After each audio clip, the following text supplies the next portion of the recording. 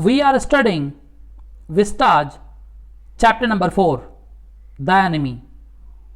And this is the sixth and final part of The Enemy.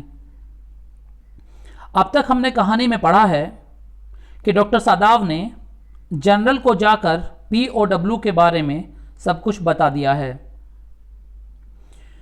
General को पता चल चुका है कि डॉक्टर सादाव ने POW को अपने घर में न केवल पनाह दी बल्कि उसका सक्सेसफुली ऑपरेशन भी किया। जनरल अब आगे की कार्यवाही के विषय में सादाव के साथ बातचीत कर रहा है।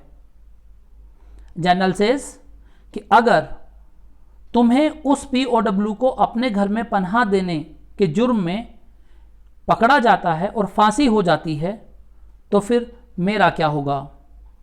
यहाँ पर हम देखते हैं कि जनरल काफ़ी सेल्फिश है।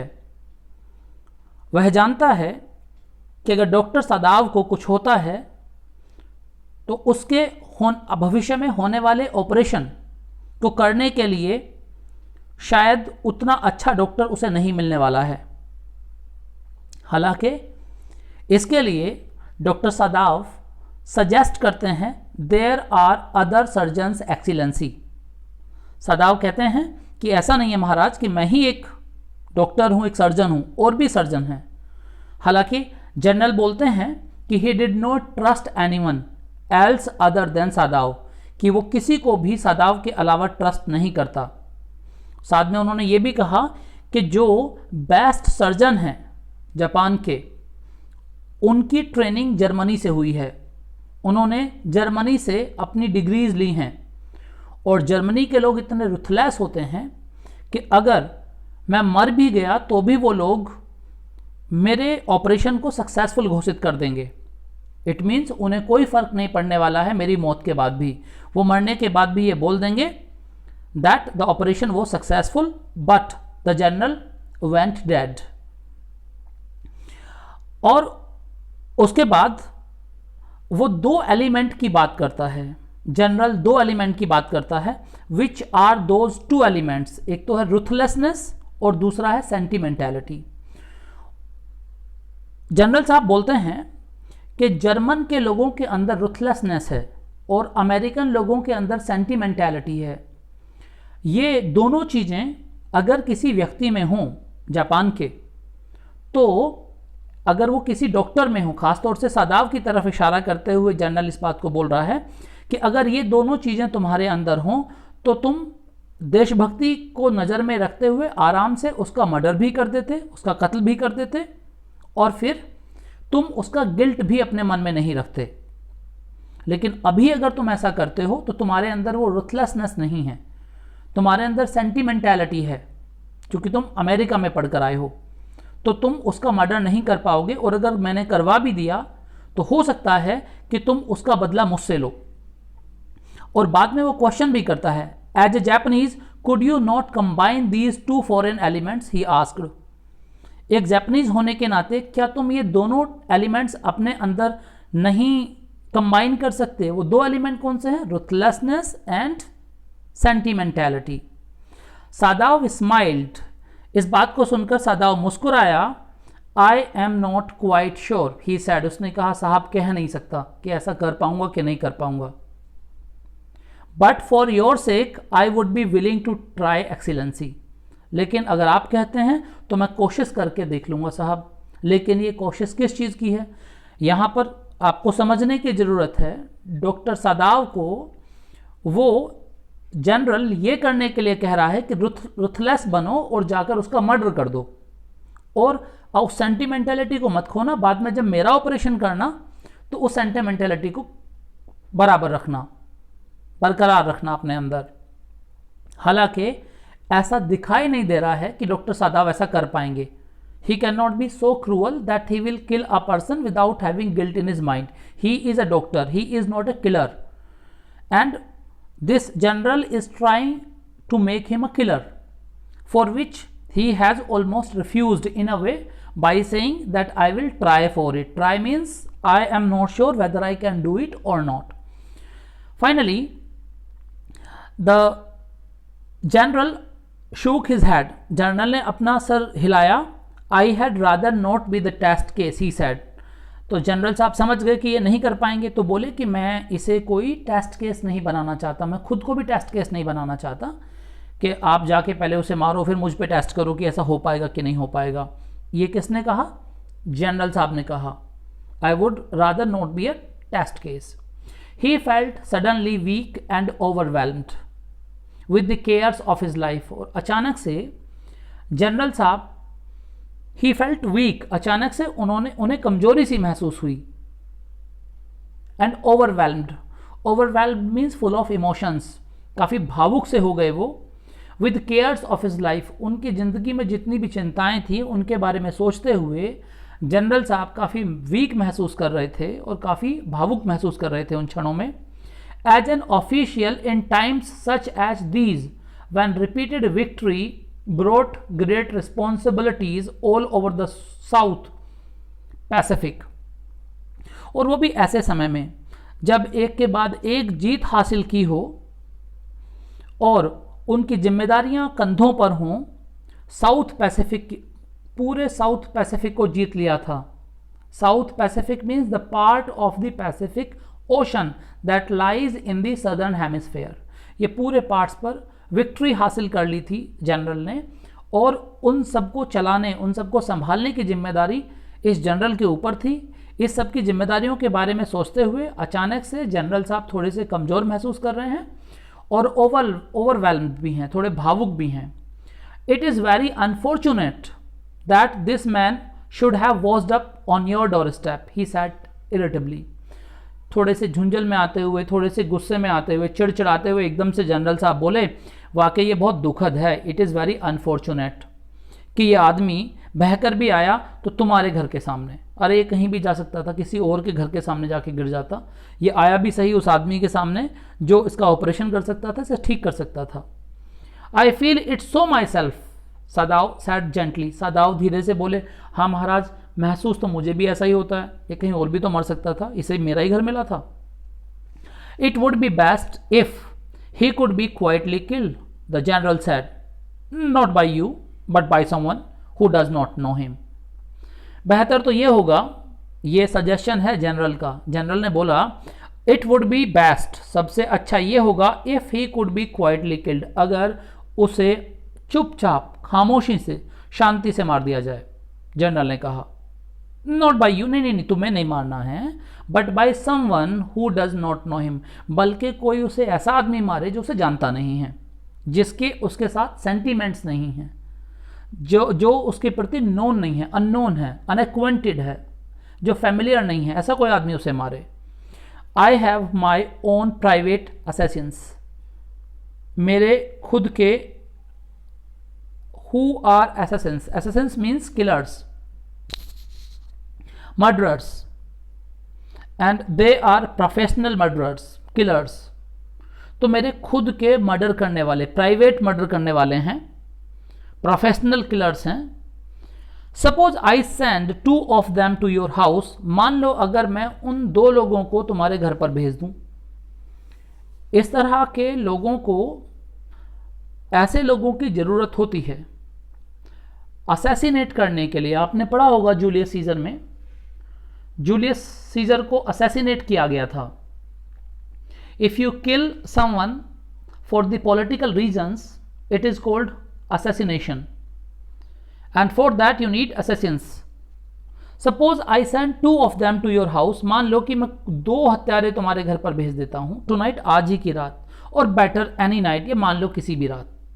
ये सुझाव दिया जा रहा है जनरल की तरफ से सादाव को कि सादाव मान लो मैं अपने 2 हत्यारों को तुम्हारे यहाँ पर उसका मर्डर करने के लिए भेज देता हूँ, या तो आज की रात भेज दूंगा या किसी और रात भेज देता हूँ.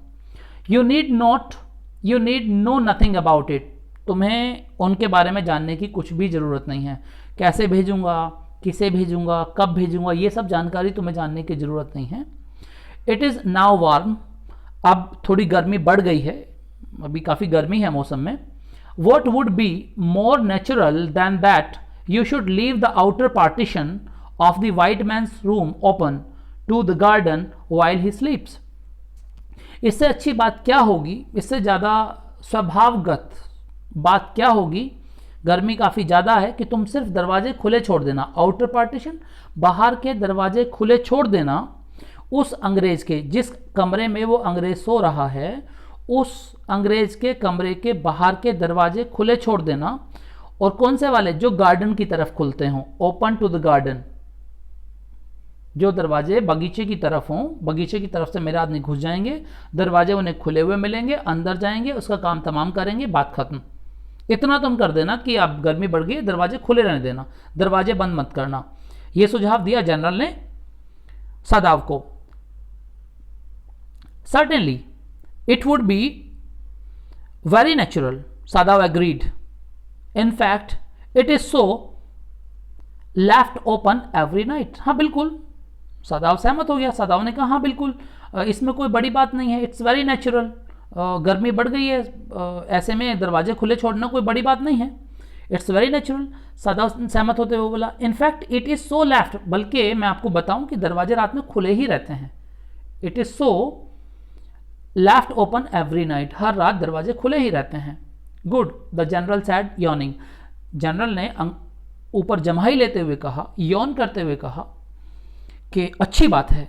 दे आर वेरी कैपेबल असेसिन्स, बहुत ही ज़्यादा कैपेबल, लायक, एबल, बहुत ही योग्य हत्यारे हैं वो।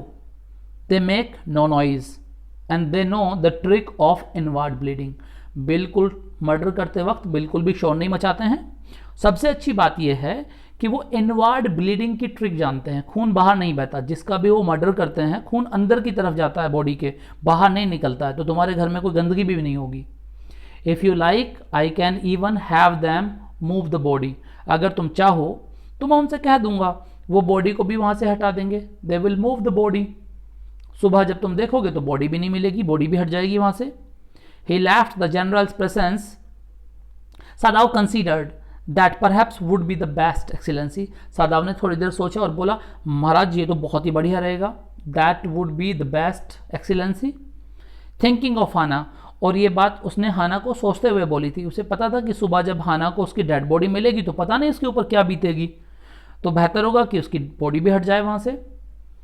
ही left the general's presence then and went home, उसके बाद वो जनरल के पास से चला गया। He left the general's presence and went home, और उसके बाद वो कहाँ पहुँचा, घर। थिंकिंग ओवर द प्लान, और जब जा रहा है तो सोचता जा रहा है उस प्लान के ऊपर, जो अभी अभी जनरल साहब ने प्लान शेयर किया था सादाव के साथ, उस प्लान के ऊपर सोचते जा रहा है कि कैसे लोग आएंगे, कैसे मारेंगे, फिर क्या होगा। In this way the whole thing would be taken out of his hands, और इस तरह से सारी चीज़ें उसके हाथ से बाहर चली जाएंगी, जो भी हो रहा है ये सब उसके हाथ से बाहर चला जाएगा। अब जिम्मेदारी किसकी होगी, these things would be in the hands of the general. अब मैंने सब जनरल को बता दिया, मेरी जिम्मेदारी खत्म, अब सब चीज़ें मेरे हाथ से बाहर चली जाएंगी, अब जनरल देखेगा अपने आप।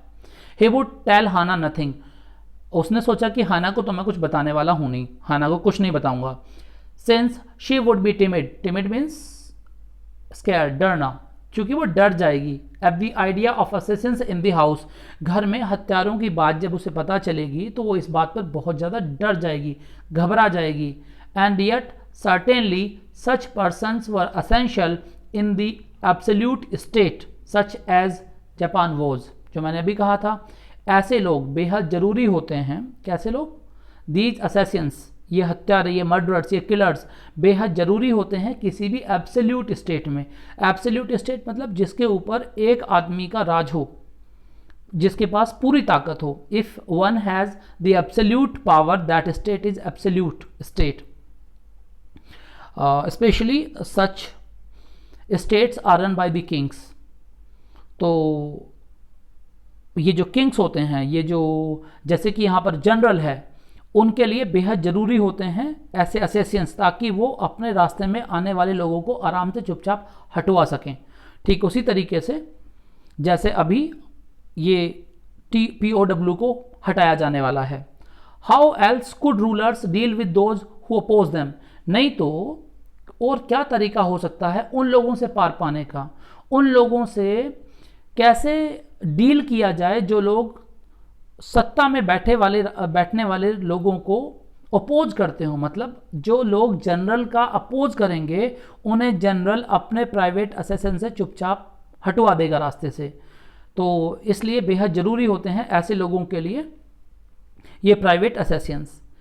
ही refused to allow anything but reason to be the atmosphere of his mind as he went into the room where the American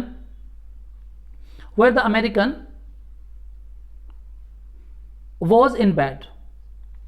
He refused to allow but reason. उसने इनकार कर दिया, किसने? सादाव ने अपने दिमाग में भावनाओं को जगह देने से साफ साफ इनकार कर दिया। He refused to allow anything but reason. कोई भी भावना उसके दिमाग में नहीं आएगी ऐसा उसने तय कर लिया और सिर्फ तर्क पे जिएगा। What do we mean by reason? Reason का मतलब है कि वो दिमाग से काम लेगा, दिल से काम नहीं लेगा, क्योंकि अगर उसने दिल से काम लिया तो वो किसी भी कीमत पर उस POW को मरने नहीं देगा। इसलिए उसने ये तय कर लिया, he refused to allow anything but reason। तो इसका मतलब है he decided, he was determined to be logical, he determined to listen to his brain not his heart, to be the atmosphere। उसके दिमाग में सिर्फ तर्क होगा, लॉजिक होगा, रीजन होगा, सेंटिमेंट्स नहीं होंगे, इमोशंस नहीं होंगे। जब वो गया उस अमेरिकन के कमरे में, उसके बेड के पास जब वो पहुंचा तो ये तय करके गया था कि उसे देख के मैं भावुक नहीं होऊंगा, अपने दिमाग में कोई भी ऐसा विचार नहीं आने दूंगा जो भावनाओं से प्रेरित हो, मैं सिर्फ और सिर्फ अपने दिमाग की सुनूंगा कि नहीं, इसका मरना, यहाँ से चुपचाप मरना ही ठीक है। But as he open the door, लेकिन जैसे ही उसने दरवाजा खोला, to his surprise he found the young man out of bed and preparing to go into the kitchen. लेकिन जैसे उसने दरवाजा खोला तो उसे देखकर आश्चर्य हुआ कि वो आदमी बेड के बाहर था, मतलब बेड से उठा हुआ था और वो किचन की तरफ जाने की तैयारी कर रहा था। He was preparing to go into the kitchen. What is this? He exclaimed, who gave you permission to leave your room? अब डॉक्टर सादाव ने एकदम जोर से बोलकर कहा, तुम्हें किसने परमिशन दी कमरा छोड़ने की? तुम कमरे से बाहर कैसे आए? तुम निकले कैसे बेड से? उठे कैसे? अब देखिए टॉम ने क्या कहा, I am not used to waiting for permission, Tom said gaily। Tom ने हंसते हुए, मजाक करते हुए एकदम से बोला, गेली मीन्स जोकिंगली, मैं परमिशन लेने का आदी नहीं हूं, मुझे परमिशन लेने की आदत नहीं है। I am not use to waiting for, मुझे आदत नहीं है कि मैं परमिशन का इंतजार करूं। टॉम ने ये बात बोली, ये तो मजाक भी करने लगा है लो। Gosh, I feel pretty good again. खैर, गोश मीन्स थैंक गॉड, अब मैं काफ़ी अच्छा महसूस कर रहा हूँ पहले से। But will the muscles on this side always feel stiff? लेकिन देखना ये जो मसल्स हैं इस साइड में, मेरी मसल्स, क्या ये ऐसे ही रहेंगी कैडी कैडी सी, सख्त सख्त सी? क्या ये सॉफ्ट नहीं होंगी? ये काफ़ी स्टिफ हैं, काफ़ी हार्ड हैं, क्या ये ऐसी ही रहने वाली हैं? ये बात बोली टॉम ने डॉक्टर सादाव से। Is that so? Sadao inquired surprised. Sadao ने एकदम से आश्चर्य से भरते हुए कहा, अच्छा स्टिफ हैं क्या? कहाँ से, दिखाना जरा। ही फॉरगॉट ऑल एल्स, वो बाकी सब भूल गया। यहाँ हमें पता चलता है कि he is too much into his business of surgery that once he gets an opportunity to see a patient he forgets rest of the things. जैसे ही उसने अपनी चोट और जख्म और दर्द के बारे में बताया, बाकी डॉक्टर साहब के दिमाग से सब कुछ निकल गया, वो अपने काम में लीन हो गए फिर से। Now I thought I had provided against that, मुझे लगा मैं इन्हें सही कर चुका हूँ। I had provided against that मतलब मैं उसके इलाज के लिए तुम्हें सब कुछ वो दे चुका था जिससे कि ये सही हो जाए। ही मरमर्ड, वो बुदबुदाया। He lifted the edge of the man's shirt, उसने उस आदमी के, यानी कि उस टॉम के, उस POW के शर्ट के कोने को ऊपर की तरफ उठाया। And gazed at the healing scare, और जो भरता हुआ घाव था उसे ध्यान से देखा। मसाज में do it, he sad, if exercise does not. और सादाव बोला कि अगर एक्सरसाइज से तुम्हें मदद नहीं मिलती है, अगर एक्सरसाइज से ये सही नहीं होता है तो मसाज करनी पड़ेगी, मसाज से ठीक हो जाएगा ये। It won't bother me much, the young man said, इससे मुझे ज़्यादा दिक्कत नहीं होगी, उस यंग मैन ने कहा। His young face was gaunt, GAUNT, gaunt means gloomy, weak, कमजोर। Under the stubbly blond beard, stubbly means unshaven, जब दाढ़ी बढ़ जाती है तो इट इज़ स्टबली। तो उस लड़के का चेहरा जो कि वीक लग रहा था उस दाढ़ी के पीछे, क्योंकि चेहरा दाढ़ी से भरा हुआ था। ब्लॉन्ड बेयर्ड थी, यानी कि ब्लॉन्ड मीन्स थोड़ा येलोइश कलर होता है, थोड़ा लाइट कलर होता है, उस तरह की दाढ़ी जैसे कि अंग्रेजों की होती है। Say doctor, I have got something I want to say to you. Doctor साहब मेरे पास कुछ है जो मैं आपसे कहना चाहता हूँ। अब अचानक से बोल पड़ा वो टॉम ने कहा, डॉक्टर साहब मैं आपसे कुछ कहना चाहता हूँ। If I Hayden met a Jap like you, well, I wouldn't be alive today. I know that. और वो इस बार जब बोला तो उसकी आवाज़ में there was a sense of thankfulness, there was a sense of gratitude। जब उसने सेंटेंस बोला तो उसके भाव में, बोलने के तरीके में एक ऐसी भावना थी कि जैसे वो कृतज्ञता महसूस कर रहा हो डॉक्टर के प्रति, और एकदम से बोला, मेरे पास कुछ कहने के लिए है डॉक्टर साहब, मैं आपसे कुछ कहना चाहता हूँ कि अगर मैं आप जैसे जापानीज से ना मिला होता तो मुझे पता है कि मैं आज जिंदा नहीं होता। आई नो दैट, ये मुझे पता है। Sadao bowed but he could not speak. Sadao उसके आगे झुका, मतलब उसकी जो भी उसने अच्छे शब्द बोले थे, काइंड वर्ड्स बोले थे, उन्हें एक्सेप्ट किया सादाव ने झुककर, लेकिन एक भी वर्ड बोला नहीं, चुप रहा Sadao. Sure I know that, Tom went on warmly. हाँ मुझे पता है, टॉम कहता चला गया आराम से, प्यार से। Warmly means lovingly, affectionately. Sadao ने उसने बोलना जारी रखा, टॉम ने। His big thin hands gripping a chair were white at the knuckles. और जब वो बोल रहा था तो उसने अपने हाथ की ग्रिप को बहुत मजबूत कर दिया था चेयर पर, जिस चेयर पर बैठा हुआ था, चेयर थी वहाँ पर, उस चेयर की जो हैंडल थे उसको उन्हें पकड़ा हुआ था। और सादाव ने देखा कि जो उसकी उंगलियों के नकल होते हैं, what do you mean by knuckles? Joints होते हैं फिंगर्स के जो जॉइंट्स होते हैं, जहाँ से मिडिल में एक फिंगर जुड़ी हुई होती है, that obtruding point in the finger is called knuckle. तो वो जो नकल्स थे वो वाइट हो गए थे पकड़ की वजह से, मजबूती से पकड़ रखी थी chair. I guess if all the Japs were like you there wouldn't have been a war. और एकदम से बोला वो, अगर सभी जापानीज आप जैसे सिंपैथेटिक, काइंड, कंपैसिनेट हो जाएं, आप जैसे हो जाएं, तो मुझे भरोसा है कि कभी कोई युद्ध ही ना हो। आप जैसे लोग अगर दुनिया में हों तो कभी कोई लड़ाई ना हो। जापानीज बोल रहा है ये बात। Perhaps Sadao said with difficulty. Sadao मुश्किल से ही बोल पाया, और क्या बोला, रिएक्शन किया था, शायद। ही डिड नॉट से हाँ ऐसा होगा, उसने कहा शायद। क्यों? सादाव जानता है कि वो पहले ही उसका हिसाब किताब करके आ चुका है। सादाव जानता है कि आज की रात या कल की रात असैसिन्स घर में आने वाले हैं और उसे निपटा के जाने वाले हैं। तो मुश्किल से ही वो उसके काइंड वर्ड्स को कोई सही रिस्पॉन्स दे पा रहा है। And now I think you had better go back to bed. Sadao ने कहा, अब मुझे लगता है तुम्हें बेड में लेट जाना चाहिए, अब तुम चल के आराम करो। He help the boy back into bed and then bowed good night he said. और तब उसने मदद की उसकी बेड में लेटने में, तब वो उसके सामने हल्का सा झुका, गुड नाइट बोली। Sadao slept badly that night. Sadao उस रात सुकून से सो नहीं पाया। He slept badly. What do we mean by slept badly? मतलब उसे सही से नींद नहीं आई, बुरी नींद सोया उस रात को। क्यों? क्योंकि जानता था कि असैसिन्स उसके घर में आने वाले हैं। Time and time again he walk. क्या हुआ उस रात उसके साथ? वो बार बार उठता था, जागता था। Thinking he heard the rustling of footsteps. बार बार उसे ये महसूस होता था, वो ये सोचता था जैसे उसने बाहर कदमों की आवाज़ सुनी हो। The sound of a twig, जैसे उसने आवाज़ सुनी हो ब्रांच की। ट्विग बोलते हैं ब्रांच ऑफ ए ट्री। तो जैसे उसने हिलने की या टूटने की ब्रांच की आवाज़ सुनी हो। ब्रोकन, टूटने की आवाज़ सुनी हो। और stone displaced in the garden, या बगीचे में किसी पत्थर के गिरने की आवाज़ सुनी हो, अपनी जगह से हटके कहीं और गिर गया हो। Displace in the garden. A noise such as man might make who carried a burden. उसने मानो ऐसी आवाज़ सुनी हो जैसे कुछ लोग किसी आदमी को उठाकर ले जा रहे हो, बर्डन को ले जा रहे हो। बर्डन का मतलब यहाँ पे डेड बॉडी से है। हम जानते हैं कि जनरल ने बोला है कि वो न केवल उसे मार देंगे बल्कि वहाँ से हटा भी देंगे। तो इसका मतलब जैसे उसे उठा के ले जा रहे हो। किस किस तरह की आवाज़ें डॉक्टर सादाव को सुनाई पड़ रही हैं जब वो अपने घर में हैं उस रात।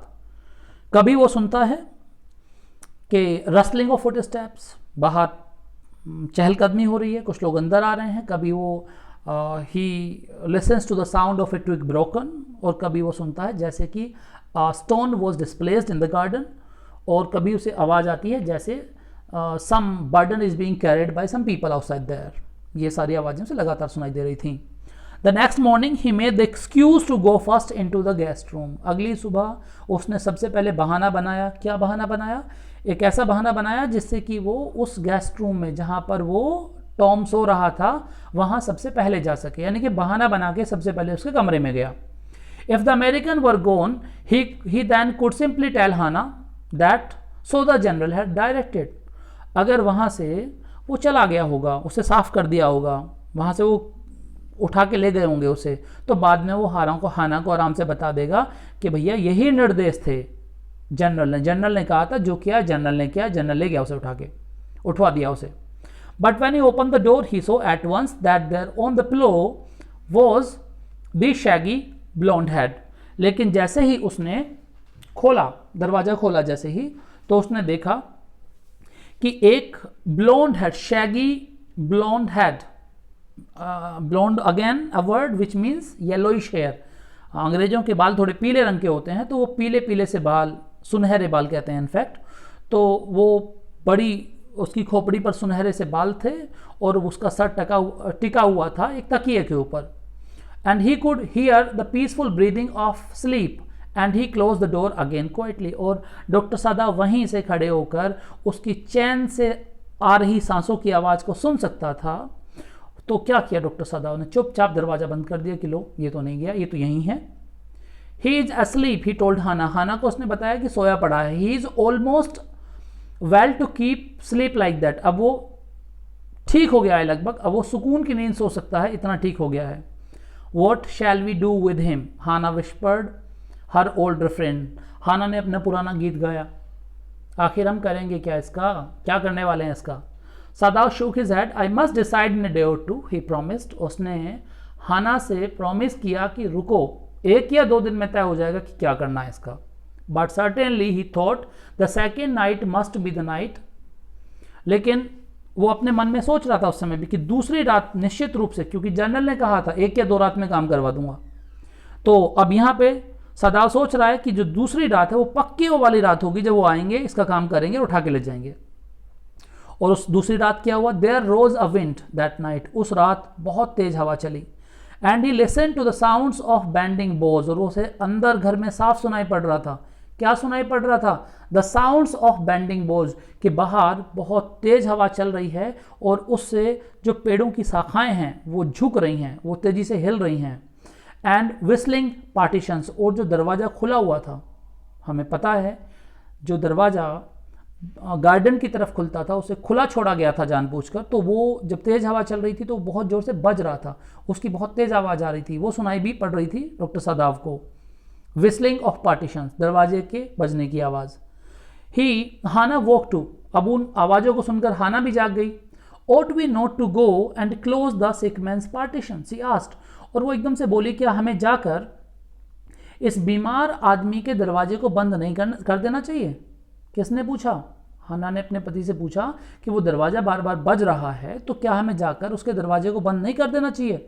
No, Sadao said, he is able now to do it for himself. नहीं, हमें नहीं करना चाहिए, अब वो खुद कर सकता है। ही इज एबल, अब वो लायक है कि वो खुद अपना दरवाजा बंद कर सके। But the next morning the American was still there. लेकिन अगली सुबह जब सादाव ने देखा तो पाया कि वो अमेरिकन तो अभी भी वहां था, मतलब दूसरी रात भी उसे उठाने के लिए वो लोग नहीं आए। But the next morning the American was still there. Then the third night of course must be the night. तब उसने सोचा कोई बात नहीं, 2 रातें निकल गई, तीसरी रात जरूर वो रात होगी जब वो आएंगे और उसका काम हो जाएगा।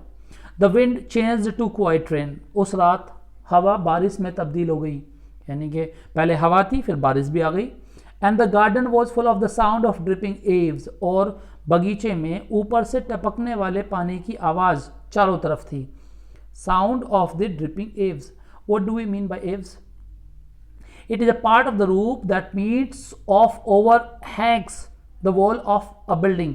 पतनाला बोलते हैं जिसे, पतनाले से पानी बह के नीचे आता है, तो वो पतनाले से बहने वाले पानी की आवाज़ बहुत तेज़ होती है। तो पूरे बागीचे में उसकी आवाज़ फैल गई। एंड रनिंग स्प्रिंग्स, और जो पानी बह रहा था ज़मीन के ऊपर उसकी आवाज़। Sadao slept a little better, हालांकि उस रात सादाव को थोड़ी सी बेहतर नींद आई। But he woke at the sound of a crash and leap to his feet, लेकिन अचानक से सोते सोते, जब वो सुकून से सो रहा था तीसरी रात, अचानक से उसे किसी चीज़ के टूटने की आवाज़ सुनाई पड़ी। Crash, sound of a crash, किसी चीज़ के टूटने फूटने की आवाज़ सुनाई पड़ी। And leap to his feet, और एकदम से खड़ा हो गया अपने पाँव के ऊपर। And leap to his feet, जैसे ही उसे आवाज़ सुनाई दी तो एकदम से वो अपने पाँव के ऊपर खड़ा हो गया। What was that, Hana cried, Hana ने एकदम चीख कर कहा, ये कैसी आवाज़ थी। The baby woke at her voice, और जब चूंकि हाना ने चीख कर कहा था तो उसकी आवाज़ सुनकर बच्चा भी जाग गया। एंड बिगेन टू वेल, और उसने रोना शुरू कर दिया। बच्चों का जो काम होता है, उठते ही उसने रोना शुरू कर दिया। Wail means cry. I must go and see, मैं जाकर देखती हूँ। किसने कहा मैं जाकर देखती हूँ? डॉक्टर सादाव नहीं उठे। डॉक्टर सादाव से ज़्यादा बहादुर तो हाना है। हाना ने एकदम से कहा मैं जाकर देखती हूँ। और शायद हाना इसलिए भी बहादुर है क्योंकि उसे पता नहीं है कि 2-3 लोग आने वाले हैं घर में। But he held her and would not let her move, लेकिन सादाव ने उसका हाथ पकड़ लिया और उसे हिलने भी नहीं दिया। Sadao, she cried, what is the matter? Sadao, क्या कर रहे हो? क्या प्रॉब्लम है तुम्हें? पकड़ क्यों रहे हो? डू नॉट गो, ही मटर, डोंट गो, जाओ मत, जाओ मत। उसने घबराते हुए धीरे से बोला, तुम मत जाओ, तुम मत जाओ। हिज टेरर इन्फेक्टेड हर, उसके भय ने इतना असर डाला उसके ऊपर। शी स्टूड ब्रेथलेस वेटिंग, कि वहीं खड़ी हो गई, वहीं खड़ी होकर वेट करने लगी और हाँपने लगी। मतलब जो भय डॉक्टर सादाव की आंखों में दिखाई दिया, जो डर होता है वो कंटेजियस होता है। लाफ्टर भी कंटेजियस होता है, सोरो भी कंटेजियस होता है, हैप्पीनेस भी कंटेजियस होती है। If we meet someone who is really happy, chances are there that we will also feel happy in his company, in his or her company. In the similar manner, if we see someone laughing, we cannot help ourselves from laughing. We also laugh. So these are few things that are infectious, that infect us. So in the similar manner, जब doctor सादाव बहुत ज़्यादा यहाँ पर घबराए हुए थे, डरे हुए थे, तो उन्हें डरा हुआ देखकर हाना भी घबरा गई। There was only silence, वहाँ चारों तरफ अब खामोशी थी। Together they crept back into the bed, चुपचाप दोनों के दोनों अपने बेड में घुस गए, लेट गए। द बेबी बिटवीन देम, बच्चा उनके बीच में लेटा हुआ था। Yet when he opened the door of the guest room in the morning, there was the young man. लेकिन अगली सुबह लो, 3 रातें कितनी बेचैनी में गुजरी हैं इस फैमिली के अंदर, और ख़ास तौर से सादाव की। यह तीसरी रात गुजर चुकी है, और अगले दिन जब सादाव ने दोबारा दरवाज़ा खोलकर देखा गेस्ट रूम का, तो पाया वो तो वहीं था पट्टा, वो तो कहीं गया ही नहीं, वहीं मौजूद था। ही वॉज वेरी गे, बहुत खुश था उस दिन वो। Gay means happy. And had already washed and was now on his feet, पहले ही नहा धो लिया था और अपने पाँव पर खड़ा था। वो तो घूम रहा है कमरे के अंदर। अगली सुबह वो तो कमरे में घूमता हुआ दिखाई दिया। He had asked for a razor yesterday, एक दिन पहले उसने रेजर मांगा था। रेजर किस लिए मांगा था? हैड शेव्ड हिमसेल्फ, उसने आज अपनी शेविंग कर ली थी। And today there was a faint colour in is cheeks, और आज थोड़ा सा उसके चेहरे पर रंग आ गया था।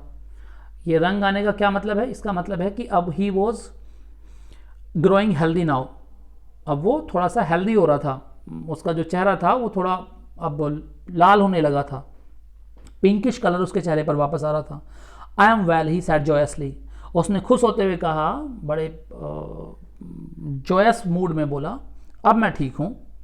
सादाव drew his kimono around his very body, Sadao की यहाँ पर बॉडी को वेरी, थका हुआ शरीर दिखाया गया है। थका हुआ क्यों ना हो, पिछले 3 रातों से तो नींद ही नहीं आ रही है डॉक्टर साहब को, इसी डर में जी रहे हैं कि ये आप देख रहे हैं नीचे, there is a picture here which shows assassins, इन्हें आना था रात में, जो अभी तक 3 रातें गुजर गई, आए नहीं, पता नहीं कहाँ हैं।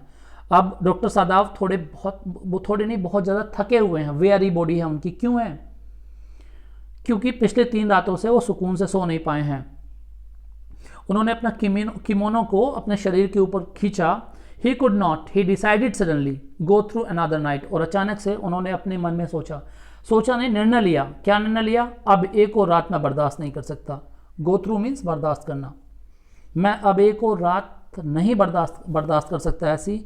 It was not that he cared for the young man's life, no, simply it was not worth the strain. मैं एक और रात इसलिए बर्दाश्त नहीं कर सकता कि मुझे इस आदमी की जान की चिंता है, मैं चाहता हूं कि आदमी बचे नहीं, बल्कि मैं एक और रात का तनाव नहीं ले सकता। यहां पर डॉक्टर साहब अपने आप को समझा रहे हैं, he is trying to convince himself this, he is in auto suggestive mode. वो खुद को सुझाव दे रहे हैं कि भाई मैं बिल्कुल भी अब एक और रात बर्दाश्त नहीं कर सकता, इसलिए नहीं कि मुझे इस आदमी की जान की पड़ी है कि ये मर जाएगा, बल्कि इसलिए कि अब मुझसे और तनाव बर्दाश्त नहीं होगा, अब मैं और तनाव नहीं झेल सकता हूं। You are well, Sadao agreed. जब उसने ये बोला कि मैं अब ठीक हूं तो सादाव ने सहमति दी, हाँ अब तुम ठीक हो। ही लोवर्ड हिज वॉइस, और अब सादाव ने धीरे से बोलना शुरू किया। यह कहने के बाद कि तुम अब ठीक हो, अपनी वॉइस को फुसफुसाने के अंदाज में, जब हम किसी को कोई बात बताते हैं कोई दूसरा ना सुन ले, इस तरीके से आवाज़ नीचे की और बोले, you are so well that I think if I put my boat on the shore tonight with food and extra clothing in it, you might be able to row to that little island not far from the coast.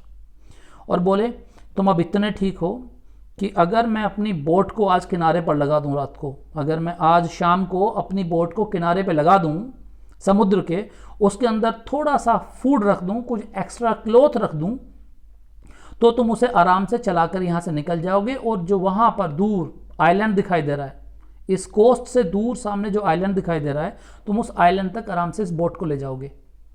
तुम इतने तो अब ठीक हो गए हो। What does this sentence mean? It simply means Dr. Sadav is trying to help him in fleeing, in escaping. Doctor सदाव उसे भागने में मदद कर रहे हैं। एक क्वेश्चन यहाँ से सीबीएसई अक्सर पूछती है कि डॉक्टर सदाव ने किस तरीके से उस पीओडब्ल्यू की भागने में मदद की और क्यों। Let's see the answer. It is so near the coast that it has not been worth fortifying. ये वो जो आइलैंड है वो इस कोस्ट के इतने करीब है कि हमारी गवर्नमेंट ने, यानी जापान के लोगों ने, उसे इस लायक भी नहीं समझा कि उस पर पहरा बैठाया जाए, फोर्टिफाई किया जाए, उस पर सिक्योरिटी रखी जाए। उस पर कोई सिक्योरिटी नहीं है। नोबडी लिव्स ऑन इट, इसके ऊपर कोई रहता भी नहीं है। क्यों नहीं रहता है? बिकॉज इन स्टॉर्म, जब तूफान आता है, इट इज सबमर्ज्ड, तो ये पानी के नीचे डूब जाता है। It is submerged means it sinks into the sea. But this is not the season of storm, लेकिन इस समय तो तूफान आ नहीं रहा है, अभी तूफान का मौसम नहीं है। You could live there until you saw a Korean fishing boat pass by. तुम वहां पे रहना, उस आइलैंड पे जाके तुम आराम से रह सकते हो, और तब तक रहना वहां पर जब तक उसके बराबर से तुम कोरियन फिशिंग बोट को निकलते हुए ना पाओ। यानी कि भागने का पूरा तरीका उसे बता दिया कि जाके उस आइलैंड पे रुको, वहां के उस आइलैंड के बराबर से कुछ बोट्स निकलती हैं, कोरियन बोट्स, फिशिंग बोट्स होती हैं, वो उनमें चढ़ जाना। They pass quite near the island, वो आइलैंड के बिल्कुल पास से गुजरती हैं। Because the water is many fathoms, क्योंकि पानी वहां पे बहुत गहरा है। Many fathoms, fathom is a unit to measure the depth of the sea और वाटर। पानी वहां पे काफी गहरा है। The young man stared at him slowly comprehending, do I have to. उस आदमी ने डॉक्टर सदाव की तरफ घूरा, धीरे धीरे समझने की कोशिश कर रहा है कि डॉक्टर सदाव क्या कह रहे हैं उससे। और फिर एक question, do I have to, मुझे सच में जाना पड़ेगा क्या? लो, ये तो मेहमान बन के बैठने के चक्कर में, इसे पता नहीं है how dangerous it is going to be for him. तो वो पूछ रहा है मुझे जाना पड़ेगा क्या? I think so, Sadao said gently. सदाव ने धीरे से कहा, हाँ जाना पड़ेगा मुझे लगता है। You understand it is not hidden that you are here. एक बात समझ लो, अब ये बात छिपी नहीं है कि तुम यहां छिपे हुए हो। The young man nodded in perfect comprehension. उस यंग मैन ने अपनी गर्दन हिलाई जैसे सब कुछ समझ गया हो। Perfect comprehension means perfect understanding के साथ उसने अपनी गर्दन को हिलाया। जी sir. Okay, he said simply, उसने कहा ठीक है okay. Sadao did not see him again until evening. Sadao वहां से चला गया और शाम तक सदाव की उसके साथ कोई मुलाकात नहीं हुई। As soon as it was dark, जैसे ही अंधेरा हुआ, he had dragged the stout boat down to the shore, and in it he put food and bottled water that he had bought secretly during the day, as well as 2 quilts he had bought at a pawn shop. और जैसे ही अंधेरा हुआ, he had dragged, वो खींचते हुए लाए the stout boat, एक मजबूत सी बोट को। डॉक्टर सदाव ने एक मजबूत सी बोट को, स्टाउट बोलते हैं हेल्दी स्ट्रॉन्ग, बोट को खींचकर शोर तक ले आए, वो किनारे पे लगा दिया। एंड इन इट, उसके अंदर ही पुट फूड, उसने खाना रखा, एंड बोटल्ड वाटर, पानी की बोतल उसके अंदर रख दी, जो कि ही हैड बोट, जिससे कि उसने खरीदा था चुपचाप ड्यूरिंग दिन के समय। एज वेल एज 2 क्विल्ट्स, उसके अंदर 2 रजाइयाँ भी रख दी डॉक्टर सदाव ने। ही हैड बोट एट ए पान शॉप, जो कि वो एक पान शॉप से खरीद कर लाए थे। पान शॉप क्या होता है? जहाँ पर आप कोई चीज़ गिरवी रखते हैं और वहाँ से पैसे लेते हैं, कोई उसके बदले में कोई चीज़ लेते हैं, ऐसी दुकान को पान शॉप कहा जाता है। A shop that lends you money in exchange of something to redeem later, तुम बाद में जाकर छुटा सकते हो उस चीज़ को। तो the boat he tied to a post in the water, for the tide was high, there was no moon and he worked without a flashlight. उस बोट को डॉक्टर सदाव ने बांध दिया एक खूंटी के साथ, पोस्ट मीन्स खूंटी के साथ, पानी के अंदर, क्योंकि वहां पे ना ज्वार भाटा बहुत तेज था। द टाइड वॉज हाई, पता लगा बोट बह गई पानी में, कहीं बह ना जाए, इसीलिए बोट को डॉक्टर सदाव ने बांध दिया था। There was moon and he worked without a flashlight, यानी कि उस समय चांद की रोशनी मौजूद थी, अंधेरा हो रहा था लेकिन चांद की रोशनी में डॉक्टर साहब ने काम किया, कोई लाइट नहीं जलाई। फ्लैश लाइट दूर से पता चल जाता कि कोई आदमी किनारे पर कुछ कर रहा है, तो डॉक्टर साहब ने फ्लैश लाइट नहीं जलाई, चांद की रोशनी में काम किया। When he came to the house, he entered as though he were just back from his work, और जब वो अपने घर में घुसे तो ऐसे घुसे मानो जैसे अपने काम से लौट के आ रहे हों, घर पे पता नहीं लगने दिया हाना को। And so Hana knew nothing, इसलिए हाना को कुछ नहीं पता था डॉक्टर सदाव क्या करके आए हैं। यूमी वॉज हियर टुडे, आज यूमी आई हुई थी घर पर। She said as she served his supper, और ये बात, आज यूमी घर पर है, ये बात सदाव को बताई हाना ने जब वो सदाव को खाना दे रही थी रात का। Though she was so modern, still she did not eat with him. Yumi cried over the baby, she went on with a sigh, she misses him so. Though she was so modern, हालांकि वो बहुत ज़्यादा modern थी लेकिन उसने उसके साथ खाना नहीं खाया था। और Yumi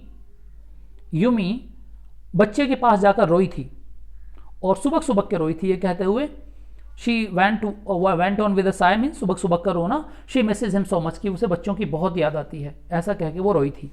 the servants will come back as soon as the foreigner is gone, Sadao said, Sadao ने कहा कोई चिंता की बात नहीं है, एक बार ये चला जाएगा तो सारे नौकर वापस लौट के आ जाएंगे। He went into the guest room that night before he went to bed himself and checked carefully the American's temperature. वो पहले गेस्ट रूम में गया, अपने रूम में सोने के लिए जाने से पहले, अपने रूम में जाने से पहले वो गेस्ट रूम में गया जहाँ पर अमेरिकन मौजूद था। उसने जाके अमेरिकन का टेम्परेचर जांचा, कहीं बुखार तो नहीं है। The state of the wound, घाव देखा, घाव कितना था, and his heart and pulse, उसके दिल की धड़कन को नापा, उसकी पल्स को नापा, नर्व्स को देखा।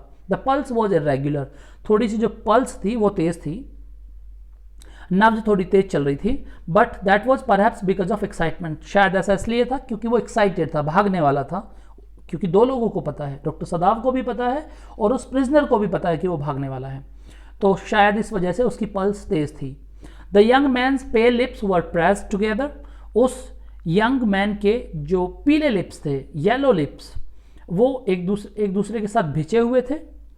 उसकी आंखों में बहुत तेज रोशनी थी, मतलब वो मानो जैसे जल रही हूँ। Only the scars on his neck were red, और जो घाव थे उसकी गर्दन के ऊपर वो लाल हो रखे थे। I realize you are saving my life again, he told Sadao, उसने सदाव से कहा मैं महसूस कर पा रहा हूँ कि आप मेरी फिर जान बचा रहे हैं। Not at all, Sadao said, Sadao ने कहा बिल्कुल भी नहीं। It is only inconvenient to have you here any longer, बस मेरे लिए असुविधा हो रही है तुम्हें यहाँ पर और रख पाना, मैं इसलिए भगा रहा हूँ, कोई जान नहीं बचा रहा तुम्हारी। He had hesitated A good deal about giving the man A flash light, जब उसने, डॉक्टर सदाव ने उस आदमी को अपनी फ्लैश लाइट दी तो काफ़ी हेजिटेंट फील कर रहे थे, देना ना चाहते हों, जैसे ना चाहते हुए दी फ्लैश लाइट उसे अपनी। But he had decided to give it to him after all, लेकिन डॉक्टर सदाव अपनी फ्लैश लाइट उसे देने का पहले से ही डिसाइड कर चुके थे। It was a small one, his own, which he used at night when he was cold, और वो एक छोटे वाली फ्लैश लाइट थी जिसका इस्तेमाल वो तब किया करते थे जब रात में उन्हें कभी बुलावा आ जाता था, जनरल का या कहीं से भी, जब कोई बुलावा आता था तो उस छोटे वाली फ्लैश लाइट को लेकर जाते थे, वो उन्होंने दे दी उस POW को। If your food runs out before you catch a boat, he said, doctor Sadao ने अब उसे निर्देश दिए कि देखो, अगर तुम्हारा खाना खत्म हो जाए बोट के आने से पहले, जिस बोट से तुम भागने वाले हो, अगर वो कोरियन बोट तुम तक नहीं पहुंचती है, उससे पहले तुम्हारा खाना खत्म हो जाता है, signal me 2 flashes at the same instant the sun drops over the horizon. तो एक काम करना, मुझे 2 बार सिग्नल करना इस फ्लैश लाइट से, और वो कब करना, रात में नहीं करना, दिन में नहीं करना, उस समय करना जब हराइजन में, जब क्षितिज में सूरज डूब रहा हो, तो उस समय मुझे 2 बार फ्लैश लाइट करना। क्यों? क्योंकि अगर दिन में करोगे तो दिखेगी नहीं, रात में करोगे तो सबको दिख जाएगी, लेकिन जिस समय रोशनी कम होगी, सूरज डूब रहा होगा, उस समय जो ध्यान से उधर देखेगा सिर्फ उसे दिखाई देगी, और मैं शाम को उस समय तुम्हारी तरफ देख रहा हूँगा। इसीलिए अगर तुम्हारा खाना खत्म हो जाए कोरियन बोट के आने से पहले, तो 2 बार मेरी तरफ फ्लैश लाइट से इशारा करना। If you will find if you are all right but still there, signal me once। लेकिन अगर तुम वहां हो, ठीक ठाक हो, खाना खत्म नहीं हुआ है, लेकिन तुम वहीं पर हो, तो मुझे एक बार सिग्नल करना। You will find fresh fish easy to catch, तुम्हें वहां पर ताज़ी मछलियां मिल जाएंगी, आसानी से पकड़ सकते हो, but you must eat them raw, लेकिन उन्हें कच्चा ही खाना, मछलियों को पकाना मत। A fire would be seen, अगर वहां आग जलाओगे तो सबको दिख जाएगी। Okay, the young man breathe, उस आदमी ने गहरी सांस लेते हुए कहा, ठीक है। He was dressed now in the Japanese clothes, अब उसने जापानीज कपड़े पहन रखे थे। ध्यान रखिएगा, जब डॉक्टर सदाव ने उसे भगाया तो उसे कपड़े दिए पहनने के लिए। उसने उसे कैसे ड्रेस कराया? जापानीज जैसा। Which Sadao had given him, जो कि सदाव ने उसे दिए थे। At the last moment Sadao wrapped black cloth about his blonde head, और अंत में डॉक्टर सदाव ने उसके सर के चारों तरफ काला कपड़ा लपेट दिया। क्यों लपेट दिया? जिससे उसके सर को सर को देखकर ये पता ना लगे कि अंग्रेज है। नाउ सदाव सेड, और अब सदाव बोला, नाउ सदाव सेड, सदाव ने इशारा कर दिया कि अब निकलो, हो गया काम। The young man without a word shook Sadao's hand, उस यंग मैन ने बिना कुछ बोले सदाव का हाथ हिलाया, हाथ मिलाया उससे वार्मली, बड़ी गर्मजोशी के साथ। And then walked quite with across the floor, और तब वो आगे की ओर बढ़ गया। एंड डाउन द स्टेप्स, सीढ़ियों से नीचे की ओर उतरा। इनटू द डार्कनेस, अंधेरे की ओर जा रहा था। ऑफ द गार्डन, बगीचे से होता हुआ घर के बाहर निकला, सीढ़ियों से नीचे और बाहर बगीचे की उस तरफ चला गया। Once twice Sadao saw his flash light, 1 या 2 बार सदाव ने उसकी जलती हुई लाइट को देखा। टू फाइंड हिज वे, वो कोशिश कर रहा था अपना रास्ता तलाश करने की, but that would not be suspected, लेकिन इतनी सी फ्लैश लाइट से कोई इस पर शक नहीं करेगा। He waited until from the shore there was one more flash, doctor Sadao इंतजार करते हुए देखते रहे उस तरफ, जब तक कि किनारे की तरफ से एक बार फ्लैश और नहीं आया।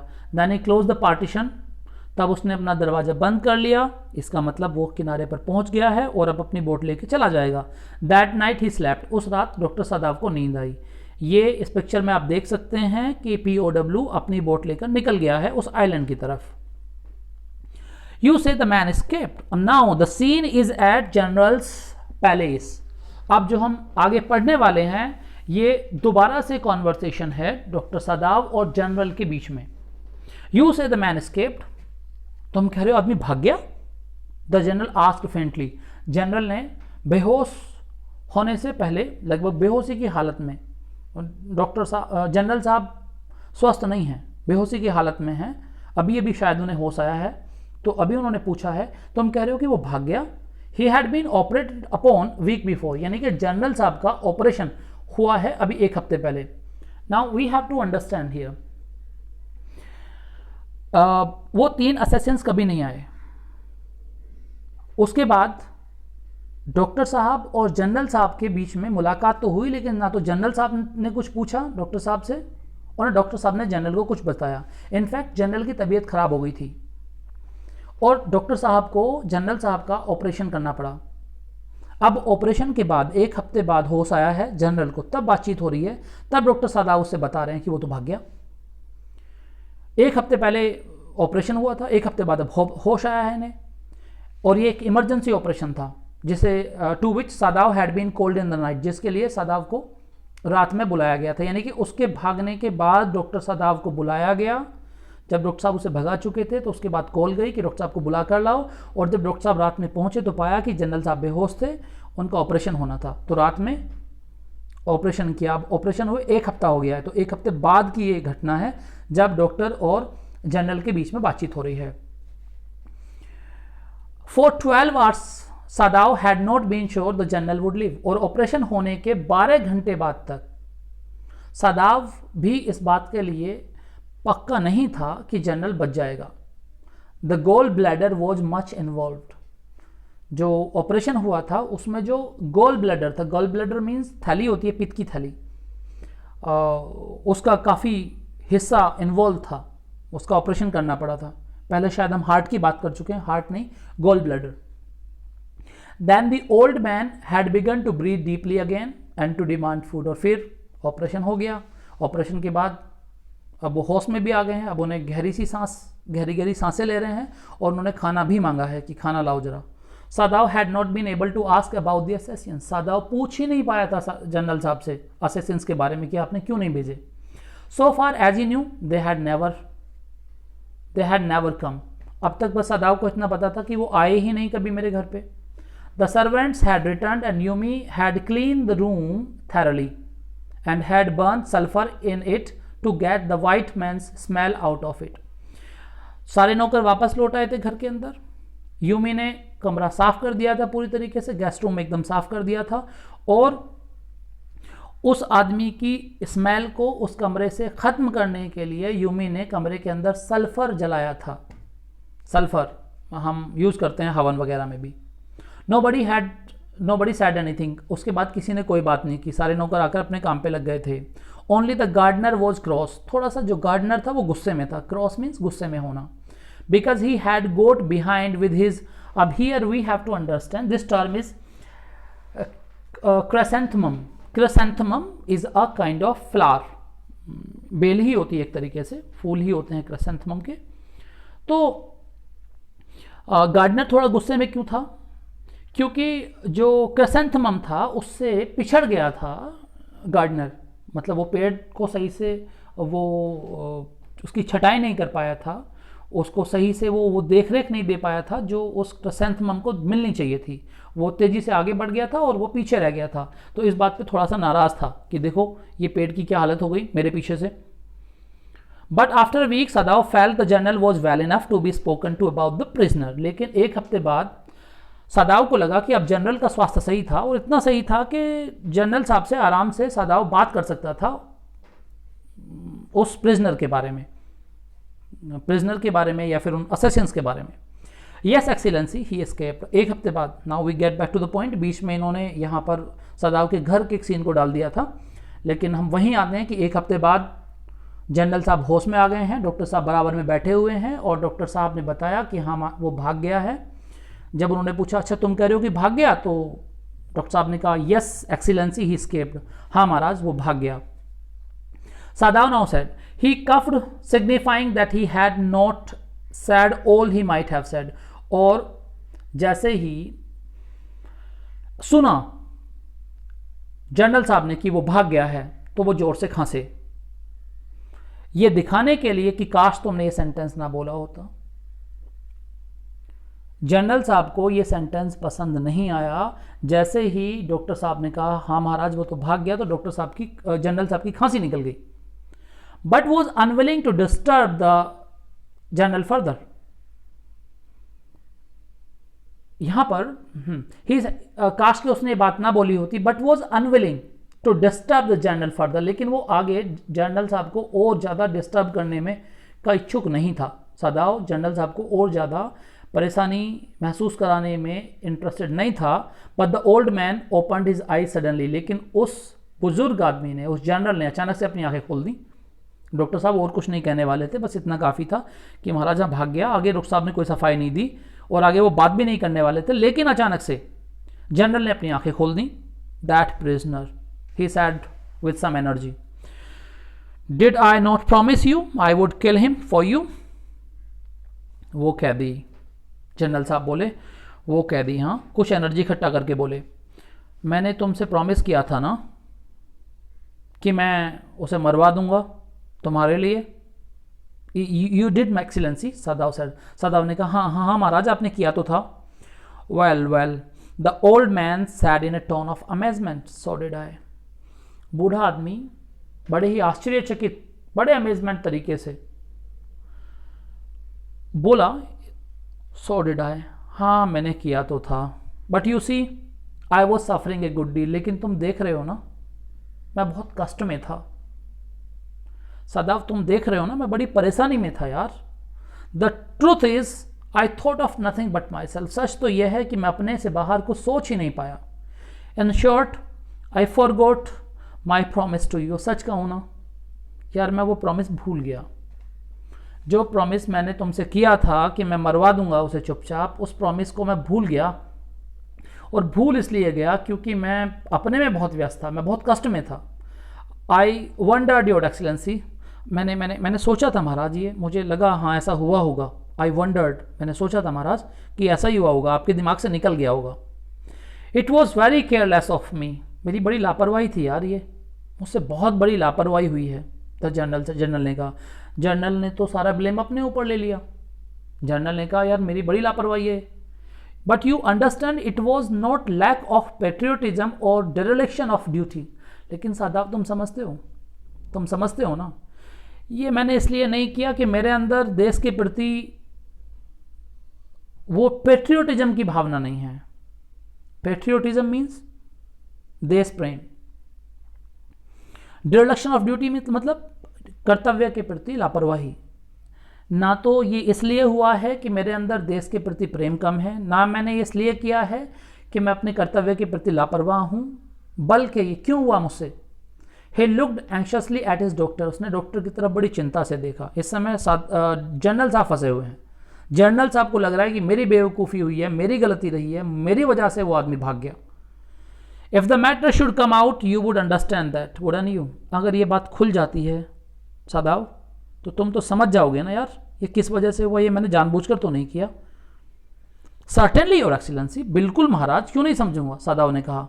ही suddenly comprehended that the general was in the palm of his hand and that as a consequence he himself was perfectly safe. अब यहां पे एकदम से डॉक्टर सादाव समझ गए कि ये तो मुट्ठी में है, जनरल साहब इस समय हमारी मुट्ठी में है, और इसका परिणाम यह है कि भैया हम एकदम सुरक्षित हैं, अब हम सुरक्षित हैं, हमारा कुछ नहीं होना। जनरल साहब तो मुट्ठी में आ गए क्योंकि जनरल साहब अब ब्लेम खुद को दे रहे हैं, हमसे नहीं पूछेंगे कुछ भी। और एकदम से डॉक्टर सदाब बोले, I can swear to your loyalty excellence, महाराज मैं तो आपकी देश के प्रति वफादारी की कसम खा सकता हूँ, आप तो बहुत लॉयल हैं, आपसे ऐसी लापरवाही हो ही नहीं सकती, ये तो बहुत मजबूरी का समय था कि ऐसा हुआ। He said to the old general, उसने ये बात बूढ़े जनरल से कही। And to your zeal against the enemy, और मैं कसम खा सकता हूँ आपके अंदर जबरदस्त जज्बा है दुश्मनों के खिलाफ, आप ये जानबूझकर कर ही नहीं सकते। You are a good man, the general murmured and closed his eyes, general ने धीरे से बोला, तुम एक अच्छे आदमी हो, यू विल बी रिवार्डेड, तुम्हें इनाम मिलेगा। But Sadao searching the spot of black in the twilight sea at night that night had his reward, लेकिन सादाव को जब शाम के वक्त जब सूरज छिप रहा था उस समय उसने समुद्र की तरफ देखना शुरू किया, ट्विलाइट तारों की छाव में, और उधर देखकर उसे एहसास हुआ कि उसे अपना इनाम मिल गया था। उधर देखते देखते उसे एहसास हो गया, सर्चिंग द स्पॉट, वो उस जगह को देख रहा था जिधर से लाइट आनी थी, जैसे फ्लैश आना था। उसने कहा था ना उस POW से कि शाम को मुझे या तो 2 फ्लैश देना या 1 फ्लैश देना, तो उधर से कोई फ्लैश नहीं आया था। तो डॉक्टर सदाव को लगा कि मुझे मेरा इनाम मिल गया। There was no prick of light in the dusk, उस डस्क में, शाम के वक्त जब सूरज छिपता है तो उसे डस्क कहा जाता है, तो उस डस्क के समय उधर से कोई भी थोड़ा सा भी अंश रोशनी का नहीं आया था। इसका मतलब वो भाग गया था। No one was on the island, इसका मतलब अब वो आइलैंड पर नहीं था, वो निकल गया था। His prisoner was gone safe doubtless, for he had warned him to wait only for a Korean fishing boat, निसंदेह ही उसका वो प्रिजनर वहां से भाग गया था क्योंकि उसने आइलैंड पर तभी तक वेट करने के लिए बोला था जब तक वहां कोई कोरियन बोट ना आए। शायद कोई कोरियन बोट आ गई होगी और निकल गया। He stood for a moment on the veranda, कुछ क्षण के लिए सादाव अपने वरामदे पर खड़ा हुआ, gazing out to the sea, और वो समुद्र की तरफ बस घूरे जा रहा था। From whence the young man had come, उस दिशा में जिधर से वो नवयुवक उसके घर के सामने आया था उस रात, other night. And into his mind, और तब अचानक उसके दिमाग में, ऑल दो विदाउट एनी रीजन, हालांकि कोई रीजन नहीं था इस बात का, लेकिन अचानक उसके दिमाग के अंदर there came other white faces he had known, अचानक से उसके दिमाग के अंदर वो चेहरे आने लगे, वो सारे अंग्रेज आने लगे जिन्हें वो जानता था। द प्रोफेसर, सबसे पहले उसके दिमाग में प्रोफेसर आया। At whose house he had met Hana, जिसके घर पर उसकी मुलाकात हाना से हुई थी। अ डल मैन, एकदम से बोरिंग आदमी। And his wife had been a silly talkative women, उसकी पत्नी जो बेवकूफ़ सी थी, बहुत बोलती थी। In spite of her wish to be kind, हालांकि वो बहुत ज़्यादा काइंडनेस से भरी हुई थी और ये दिखाना भी चाहती थी, इसलिए बोलती बहुत थी, बोरिंग थी लेकिन काइंड थी। ही remembered his old teacher of anatomy, उसे फिर अचानक याद आया अपना पुराना टीचर जिसने उसे एनाटॉमी पढ़ाई थी। Who had been so insistent on mercy with the knife, जो उसने उसे सिखाया था कि किस तरह तुम्हें दया से भरकर चाकू चलाना है किसी इंसान के शरीर के ऊपर। जब तुम किसी का ऑपरेशन कर रहे हो, उसे काट रहे हो, तो तुम्हारे अंदर दया भरी हुई होनी चाहिए। And then he remembered the face of his fat and slatternly landlady, और तब अचानक से उसे अपनी उस मकान मालकिन का चेहरा याद आया, उस एक बहुत ही गंधीली सी लैंडलेडी का चेहरा याद आया। He had had great difficulty in finding a place to live in America because he was a Japanese, क्योंकि उसे अमेरिका में रहने के लिए जगह ढूंढते वक्त बहुत परेशानी आई थी, क्योंकि वो जापनीज था। प्रीजुडाइसिस ये हर जगह होता है, जापनीज को कोई घर देने के लिए तैयार नहीं था, लेकिन जिस लैंडलेडी ने उसे अपने घर में रखा उसका चेहरा भी उसे अचानक से याद आया। The Americans were full of prejudice, American पूर्वग्रहों से पूरी तरह ग्रसित थे। And it had been bitter to live in it, और वहाँ पर अच्छा फील नहीं होता था। जब आप प्रेजुडाइसिस के बीच में रहते हो तो आप अच्छा फील नहीं करते हो। नोइंग हिमसेल्फ देयर सुपीरियर, क्योंकि वो लोग आपको कहीं ना कहीं इन्फीरियर मानते हैं और खुद को सुपीरियर मानते हैं। प्रेजुडाइस का मतलब यही है कि आप सामने वाले को नीचा मानते हो, खुद को उससे ऊपर मानते हो। तो अमेरिका के अंदर ऐसा ही व्यवहार अमेरिकन लोग जापानी से करते थे, तो वहाँ पर रहना आसान नहीं था। How he had despised the ignorant and dirty old woman who had at last consistent to house him in her, और वो कितना ज़्यादा नापसंद करता था उस बेवकूफ़, इग्नोरेंट मीन्स अनजान, अज्ञानी, डर्टी औरत को, जिसने फाइनली उसे अपने घर में रहने की जगह दे दी थी। यानी कि जिस घर में रहता था उस घर की औरत को बिल्कुल पसंद नहीं करता था, उसने इग्नोरेंट भी बोला है और डर्टी भी बोला है। मिजरेबल होम, बहुत ही बुरा सा घर था। He had once tried to be grateful to her, एक बार हालांकि उस औरत के प्रति उसने कृतज्ञता के भाव भी दिखाने की कोशिश की थी। क्यों? She had in his last year nursed him through influenza, जब वो इन्फ्लुएंजा से बीमार पड़ा था लास्ट ईयर में, तो उस औरत ने उसकी देख रेख की थी, डॉक्टर सदाव की। तो तब थोड़ा सा उसके प्रति डॉक्टर सदाव के भी भाव बदले थे। वहाँ पर डॉक्टर सदाव ने उसके प्रति कृतज्ञता के भाव दिखाने की कोशिश, उसके प्रति नरमी दिखाने की कोशिश की थी, बट इट वॉज डिफ़िकल्ट, लेकिन सदाव के लिए बहुत मुश्किल था।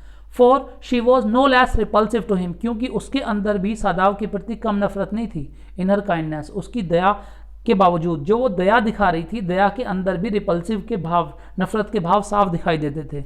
यही होते हैं प्रीजुडाइसिस, जब हम किसी इंसान के प्रति दया से भी भरे हुए हैं, उसे नापसंद भी एक साथ कर रहे हैं, यही प्रेजुडाइसिस होते हैं। Now he remembered the youthful haggard face of his prisoner, अब अचानक से उसे वो चेहरा याद आया, वो जवान चेहरा, हैगर्ड मरियल सा चेहरा, haggard means weak, completely spent, बिल्कुल मरा हुआ सा चेहरा उस प्रिजनर का जो उसके घर के सामने आ गया था। वाइट एंड रिपल्सिव, जो चेहरा सफ़ेद था और घृणा से भरा हुआ था। स्ट्रेंज, उसने सोचा, बड़ा अजीब है यार, उसने सोचा कितनी अजीब बात है। I wonder why could not kill him, मुझे ये समझ में नहीं आ रहा है कि आखिर मेरे देश का वो दुश्मन था, फिर भी मैं उसे मार क्यों नहीं पाया। That's where we and.